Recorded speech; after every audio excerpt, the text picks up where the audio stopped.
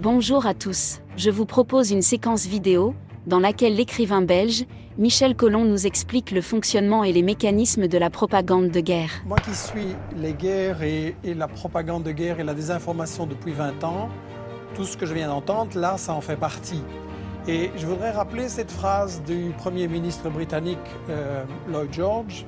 En 1914, il disait « Si les gens savaient à propos de la guerre, elle serait arrêtée tout de suite, mais les gens ne savent pas et ne peuvent pas savoir. » Et cette 20 années d'études sur les guerres et tous les prétextes de ce genre et tous les mythes qui ont été fabriqués comme ça m'ont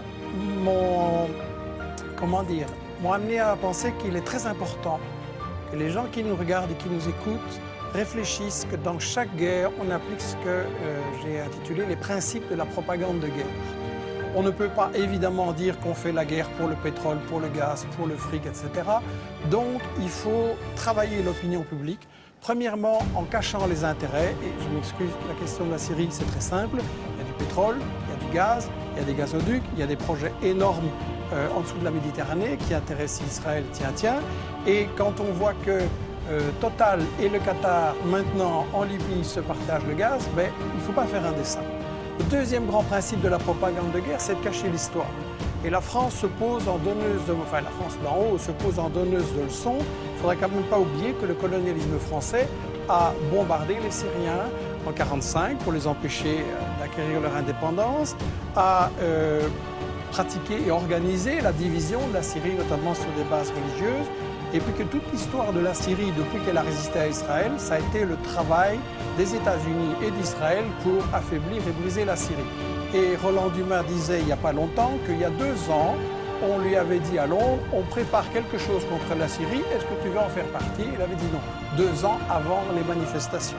Le troisième grand principe de la propagande de guerre, c'est qu'il faut absolument, quand on a décidé d'attaquer pour le pétrole, le gaz ou le fric, il faut absolument diaboliser l'adversaire. Et donc là, on a droit à toute une série d'histoires. Et celui qui dit, moi je sais, qui dit ici, je sais tout ce qui se passe en Syrie, je n'ai aucune certitude, pour moi c'est un charlatan. Je pense qu'il n'y a pas de guerre propre, je pense qu'on a vu des atrocités des deux côtés. Et je pense que quand on se réclame de la justice, dire avant toute enquête, je sais qu'il va falloir faire quelque chose et je sais qui est coupable, c'est pas sérieux. Un tribunal qui jugerait comme ça ne serait pas accepté. Sur la question des armes chimiques, c'est évidemment intolérable. Je voudrais juste poser la question à ceux qui connaissent bien les États-Unis. Quel est le pays dans l'histoire qui a le plus utilisé des armes chimiques, biologiques et bactériologiques? Sinon les États-Unis, avec 250 kilos d'armes chimiques balancées sur le Vietnam et maintenant encore des bébés qui naissent comme des monstres. Et dans toute une série d'autres pays. Donc si Obama trouve que les armes chimiques c'est intolérable, il ne doit pas aller très loin pour punir les coupables. Le quatrième grand principe de la propagande de guerre, c'est qu'il faut toujours se présenter comme défendant les victimes. On fait toujours des guerres soi-disant humanitaires. Mais là, la mèche a été vendue hier ou avant-hier, je ne sais plus, par Bernard Kouchner, qui est un pro-interventionniste, et qui a dit devant une télé française, bien sûr que le but c'est de renverser Bachar el-Assad, mais il faut un habillage diplomatique. Ça veut dire qu'on n'est pas là pour défendre les Syriens, parce qu'en réalité c'est une guerre qui a été provoquée par les États-Unis et leurs alliés dès le départ, comme Roland Dumas l'a dit. On n'est pas là pour protéger les victimes et pour les empêcher. Au contraire, on veut qu'il y en ait plus pour avoir un prétexte d'intervenir. Et je tiens à rectifier les mensonges qui ont été dits.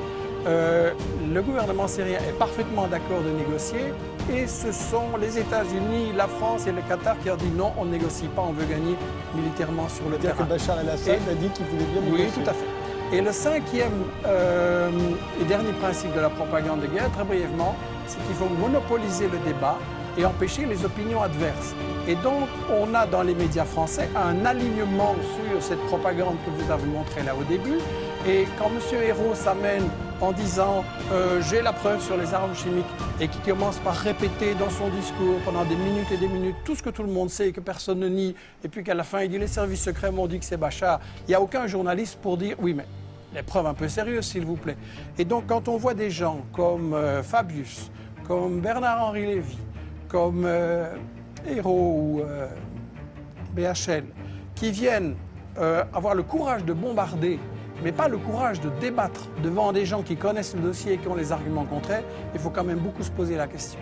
Et j'insiste sur cette question des 5 principes de la propagande de guerre, parce que, et ce sera ma conclusion, l'année prochaine, vous risquez peut-être de m'inviter sur l'Iran, ou sur l'Algérie, ou sur le Venezuela, ou le Congo, ou l'Érythrée, ou le Zimbabwe, et ça va être chaque fois la même comédie, chaque fois avec les mêmes arguments. Il n'y a pas de guerre vraiment humanitaire, il y a toujours des intérêts pour le fric, il y a toujours des intérêts pour les matières premières, et il est temps quand même qu'on se dise, si on veut une humanité solidaire et mettre fin aux guerres, il faut voir qui provoque ces guerres. Merci d'aimer, de s'abonner et de partager la vidéo.